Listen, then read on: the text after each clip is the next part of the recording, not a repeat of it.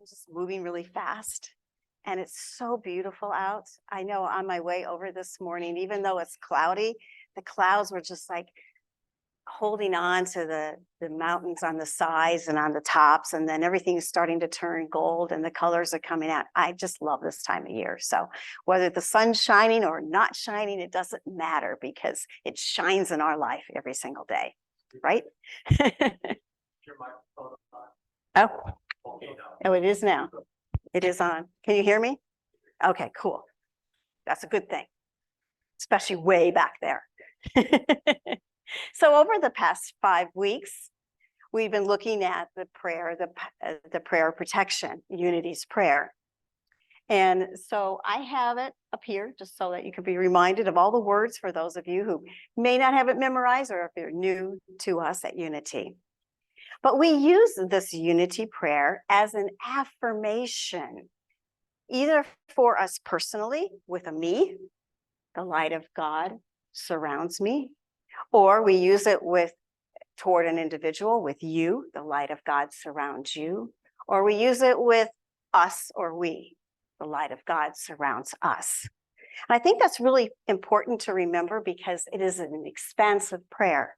It can be for us, it can be directed toward a person, or it can be directed toward an entire group of people. And when it was written, during World War II by James Dillard Freeman, who wrote it for the soldiers, and then he expanded on it later, which I'll get to.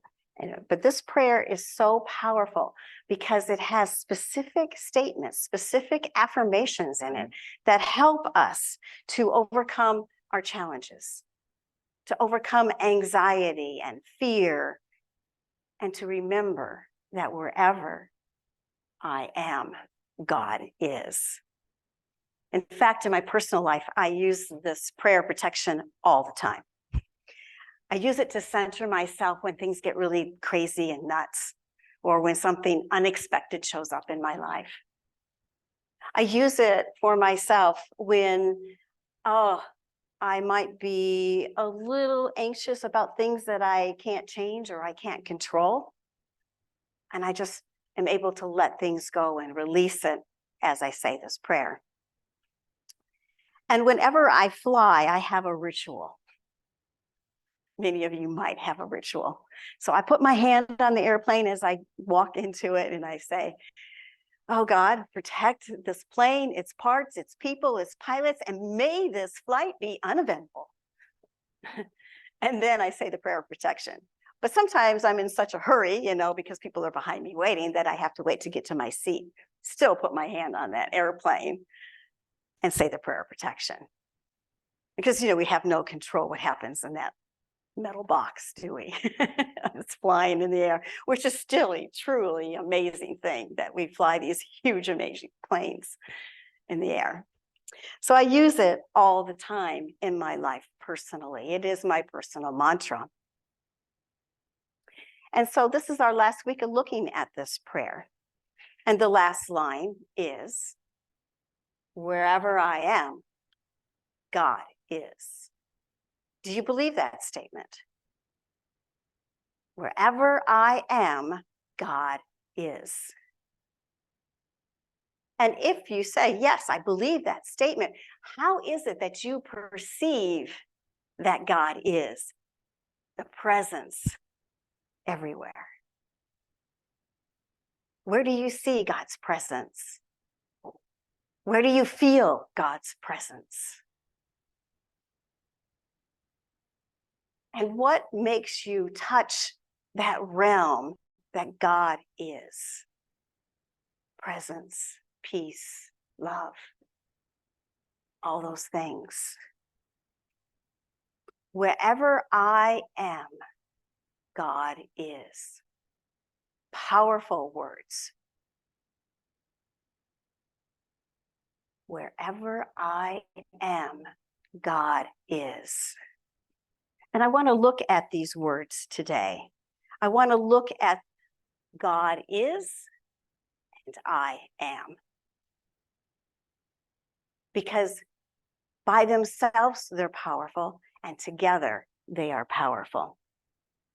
So I want to start this morning with God is. God is. Those words represent the omnipresence, the omnipotence, the omniscience of what we call God. It reminds us that we're never alone, and that whatever is occurring around us or appears to be happening to us is all in divine order, even though we may not see it in that midst of walking through it. Walking through those storms of life, walking through the grief of life, walking through the challenges of life. A couple of weeks ago, I went to pick up my grandson, who's 4.5, at my daughter's house. She lives in a condo. And I always have my dog with me. He's my companion. And so I get out of the car, and he jumped out of the car before I could put his leash on him, jumped out of the car and goes and runs into the condo. My daughter had the door open because she was cleaning the glass on the window. And now you got to know, I have a black lab, and he likes to bark. He thinks that's his job. Like, I am your protector. He loves my grandson, Lucas, and he loves to protect him. So he loves to bark. He has a really loud bark. I've been trying to train him for the last 3 years not to do this, but it's almost impossible. It's part of a black lab, I think. Anyway, so my daughter and I were in the kitchen talking about whatever we were talking about, and all of a sudden, Donnie runs out. She forgot to close the door, runs out of the condo and starts barking at her next door neighbor. I run out after him, and I'm grabbing my dog, and the next door neighbor literally had come unhinged.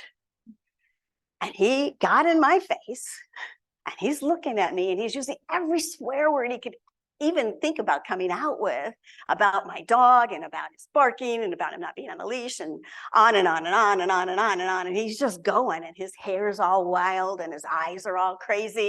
And I'm just standing there looking at him going, wow, this is crazy. And then I just got peaceful, and I blessed him in the silence of my own heart. And he's still ranting and raving and carrying on. And then finally, I just said, you know, I am sorry. I didn't realize that the door was open, and I apologize. That's all I could do. He kept going. This went on for a while. He had a lot to get out. And so as he was ranting, I'm just silently blessing him. And finally, he stops and gets in his car, drives off. Feel sorry for the people on the road with him that day. But my daughter was so upset about this incident that happened with her next door neighbor. She had never seen him like this. And she was literally shaking. And she says, oh, Mom, how could you be so calm? You were just so calm in that. And I said, Shauna, I just blessed him. She goes, but you didn't let him rattle you at all. I just thought that was remarkable, Mom. I said, Shauna, you know, here's the deal. If you are calm and at peace within yourself, then you don't allow other people that are not to make you react and engage in their power. So I told her, I said, I just prayed for him, and I said the power of protection. And, you know, I said, it wasn't about me or the dog. It's about some sadness that was in him, or some anger that he had in them. And that was just the trigger. He had to like kick the dog, so to speak, right? It was just in him, and it just had to come out and get exploded in that manner. Now, we've all been in situations like that, haven't we? Where you are in front of an angry person. And how do you handle that? You handle it by knowing that wherever you are, God is. And wherever that person is, God is. Even if they don't recognize it, even they don't realize it. Now, I don't know if this man has a realization or an awareness of God in his life at all. But I do know that he probably had something going on. And so you can forgive that person in that moment, knowing that God is.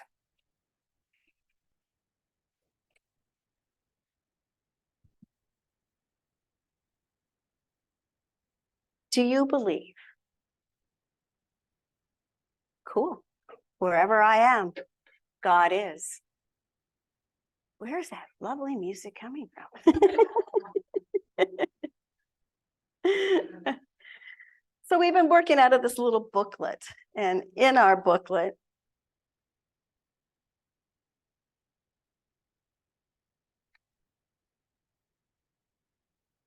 hold on.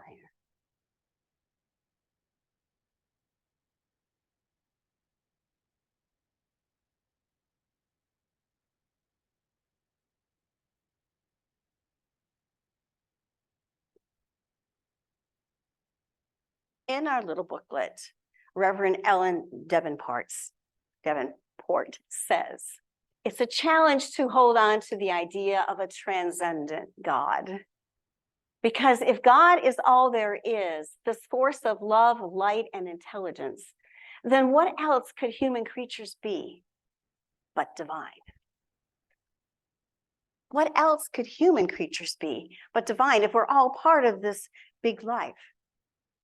And many times I find it necessary to look to the cosmos, to think about something greater, or to look into the awe-inspiring nature around us here that we are so blessed to have, to remind myself that God is present everywhere, right? Because so many times humanity doesn't look like it for us. So many times, honestly, human behavior can be pretty unacceptable. But the omnipresence of the divine exists in all of creation. That's what the statement says, that it is existent in all of things, that God DNA is in all things. So in order for us to maintain the truth of this awareness in all of the moments of our life, the crazy moments, the wonderful moments, the sad moments of our life, we need to practice it. And how do we practice it? We practice it by our quiet time, by going into a time of quiet reflection, even if you do it for 5 minutes or 10 minutes, whether you call it meditation or prayer, as long as you connect to that presence, then you will have that presence available to you. It will fill you up to carry you forth in times that you need to call upon it. It's in that quiet time for me that I feel the closest to the presence. It's in that quiet time for me that I hear that still small voice that guides me, that corrects my thoughts when they're a little askew, that helps me bring that calm and peace into my life so that I can live it and be it. So God is. And what about the I am, the you, the we of this prayer? You know, using the words I am is very powerful because our subconscious mind does not discern the difference between how we use I am. So we can say, I am healthy, or we can say, I am sick. We can say, I am a beautiful child of God. Or we can say, I'm ugly, I'm fat, I'm no good, I'm stupid, all those things that our self-talk wants to say to us. We can say, I am unwanted, unloved. Or we can say, I am love. And I am the divine love that shows up in this world. So those words that we use, the I am, is so powerful that we need to be careful how we use them. We all slip into the I am negativity, right? I mean, it's part of us, but like I said, our subconscious mind cannot discern it. But in that subconscious mind, it is recording those words.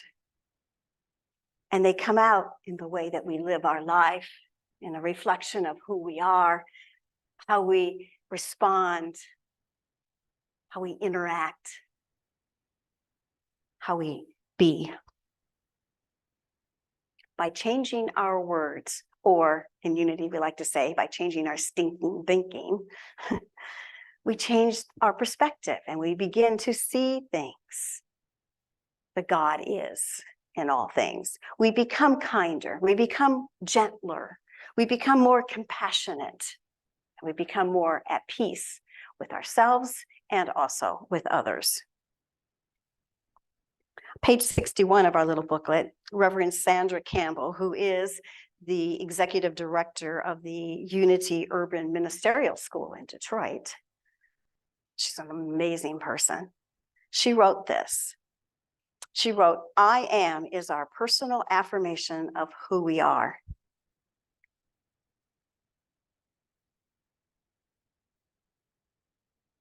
And what we are called to be, the God within. Whenever we say, I am, it must be followed by the truth of our being. I am beautiful. I am courageous. I am capable. I am powerful. I am creative. Since God is in me, no matter where I find myself, even in the midst of difficult and challenging circumstances, the God in me is always right where I am. In those moments, I breathe, center myself, and affirm with confidence, wherever I am, God is. If only we just say those words, we will find ourselves in a sense of calm peace. So the statement is true whether we use the prayer of protection with an I am, a you are, or a we are, because truth is truth. And I would say, for me, I believe that even for those who don't believe in a God per se, that they grasp this idea that there is this creative energy that exists in the universe that is continually creating and recreating, continually taking chaos and making good out of it, continually bringing the light into the darkness. So the word God is just the word that we use. Many people use. They say there's 900 words for God. So there's a documentary called The Moses Code. Anybody's heard of the Moses Code? It came out in 2008, and it was done by the same director of The Secret. You know, we all knew The Secret already, right? When it came out in 2006, it was a great big hit. It's like, wow, that really is something. But think about this. When Moses stood in front of the burning bush that couldn't be consumed, he was hearing the words from a presence that he did not know, that he identified as God within himself in some way. And when that presence said, free my people, Moses said, I ain't going. Not me. I'm not the one. Send my brother. Send Aaron. I don't want to do it. But in the midst of being within that presence itself, he found that peace to accept what it was that he was being called to do. And so he asked the presence, who do I say sent me? And the presence said, I am that I am. I am that I am. And in this documentary, Neil Donald Walsh, who is a writer and a poet, told this story. And he said that he had gone to his spiritual leader and he wanted to change his life. And spiritual leader said, well, you can change your life in 24 hours. Are you up for the challenge? Neil said, yeah, I'm up for the challenge. So the spiritual leader told him, okay, so for a 24-hour period, what I want you to do is to take a walk wherever you go, whatever you see all day long for those 24 hours, say, I am that I am. Neil said, okay. So during his 24 hours, he decided to go for a walk and a friend joined him for a walk. And on his walk, he saw a tree and he's thinking to himself, I am that I am. And he saw a child in a playground. And he says, I am that I am. He sees someone walking a dog. I am that I am. People arguing. I am that I am. And his friend said, you seem really distracted. What's going on with you? And he's told her the whole story. She says, well, that's not you. You are you. You are not that. And Neil said, I am that. I am. So we are used to hearing, I am that I am, with a comma after the that, if you're going to put it somewhere, instead of saying, I am that, I am. I am that plant. I am. I am that tree outside. I am. I am part of Linda. I am. You see the power and the difference of those words. And Neil said, oh my gosh, it's been misinterpreted for eons. The I am that I am is really I am that I am. And he said it's God's simple way, God's human way of letting us know the existence of the I am, the God is in all things. So for wherever I am, God is. Wherever you are, God is. Wherever we are, God is. Correct? Right. And that's a powerful concept to think about, isn't it? I am, God is. Wow. Does that just like calm me right now? Like, oh, bring you into a peaceful time? I am, God is. James Dillett Freeman, who actually penned these words, I was blessed to actually have classes with him back in the 90s when he was alive. He was pretty old back then, but I had classes with him. And the words that he always used when he spoke and when he wrote were powerful words of affirmation. They were always powerful words of affirmation. So the words that we use are important, and we forget that sometimes. Our language gets really lazy, and we forget the power of our words. We forget the power of our voices together. We forget the power of the I am within us. Now, has anybody said the whole prayer in this last 5 weeks? I'm going to say it again.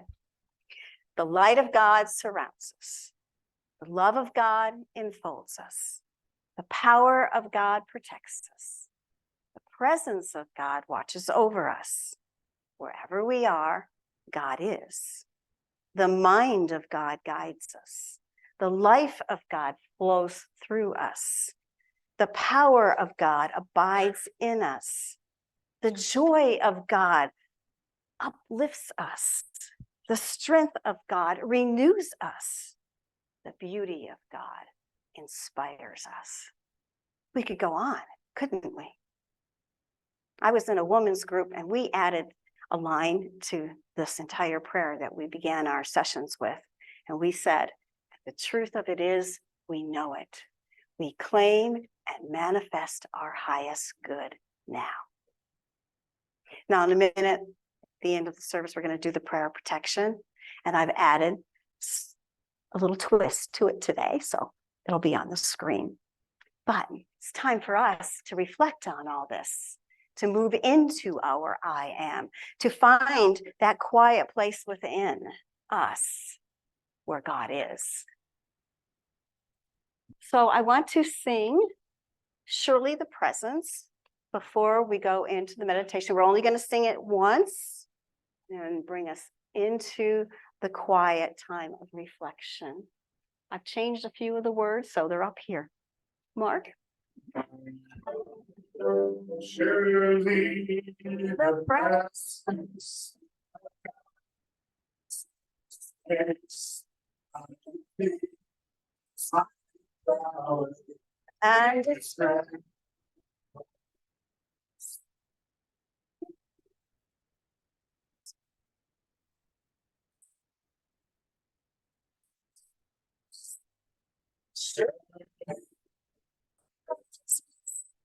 of God is in this place. Just bring yourself into that calmness, because surely the presence is in this place. The presence is within each one of you, each one of us, each part of all of humanity, whether we see it or not. So breathe right now into that presence, into that divine state of being. And just simply say in your mind, I am. God is. I am. God is. And as you feel those words, they are vibrating, creating this energy within you, this light. That light that's always within your soul is being ignited in this moment now. Feel that light expand to your heart, to your mind, and moving throughout your very essence. Jesus reminded us that we shouldn't put our light under a bushel basket, that we shouldn't hide our light, that we take it to the mountain and we let it shine forth.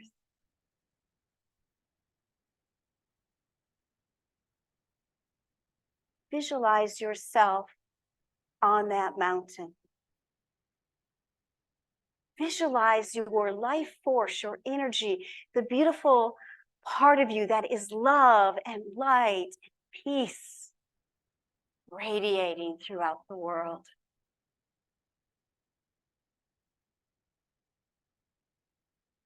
The light, the peace, the energy of love is always within us. I am light.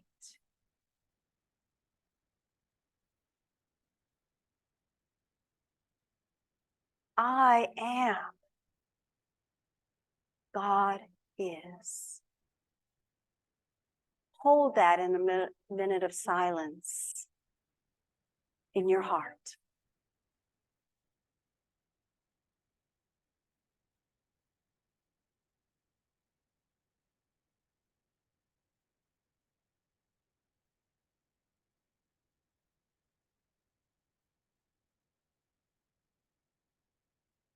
And so we ask, let us not fall into a forgetting. Let us always walk in the awareness of I am, God is.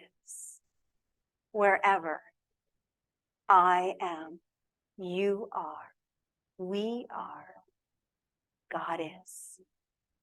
And we are so thankful, so grateful. And we say amen, amen, amen. May you be at peace.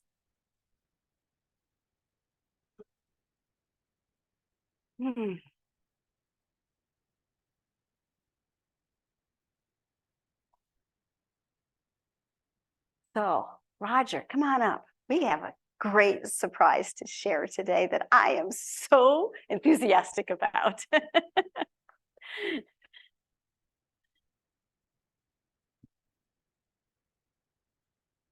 Do not mess with this. The manager. God. The manager.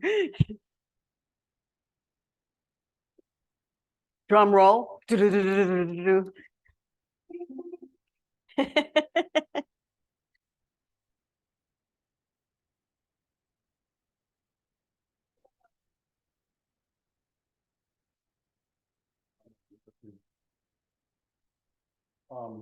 Obviously, I did not do this.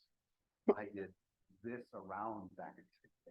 And I am in need of help because I'm not tall enough to hang it up there. So I need help after the service, bringing down the big ladder and moving. Jeff will supervise moving the stuff out of the way so we have access to that wall. On Tuesday, between about 1:45 or 1:30, I need help doing the last few things to put the lighting behind this and making sure we can hang it up there. So I've got to put a piece of wood in here to hang it up. And I need to climb up there on a ladder and fix the thing that's going to hang on to it. And then at another time, I need enough bodies to bring the scaffolding upstairs, put the scaffolding all together. And then I need somebody else who is more afraid than I am to go up there with me to hang it up there. And then, I mean, it's got to be passed up to us some way. I have an idea in my head, but I need help with it. So today after service, if you can help Jeff move things around. Tuesday, help me put the lighting in the frame and put the last board across the back that's actually going to hang it up there. What else needs to, and then on that other time, I was hoping for Thursday, but it will depend on how many people I can get here to help me bring the scaffolding up. We're talking 3 or 4 people at least. So if you can do that, I'm sitting at the back and I should be at home.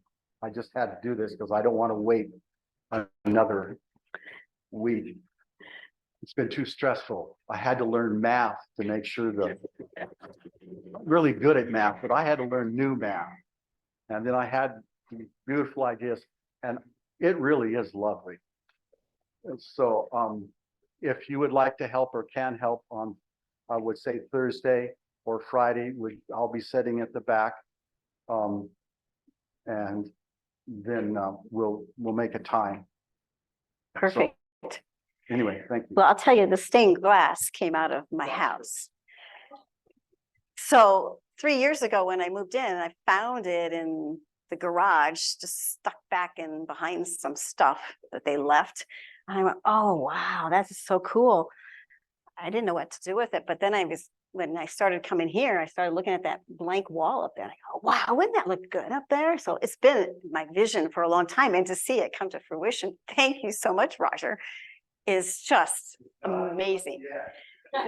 It will be, though. I see it already. Manifest it, yes. And Linda can send out an email to remind people of where we're at in that process, if you can come help. So there. All right, so let us stand and say our prayer of protection as we close out our service today. I might have done this before, I'm not sure, but I've added a line underneath for us so that we can really affirm this prayer. So we'll say the light of God surrounds us, and then we'll say, I am the light of God. Okay? And we'll go through the whole prayer that way. So together, the light of God surrounds us. I am the light of God. The love of God enfolds us. I am the love of God. The power of God protects us. I am the power of God. The presence of God watches over us. I am the presence of God. Wherever we are, God is, and all is, or in divine order.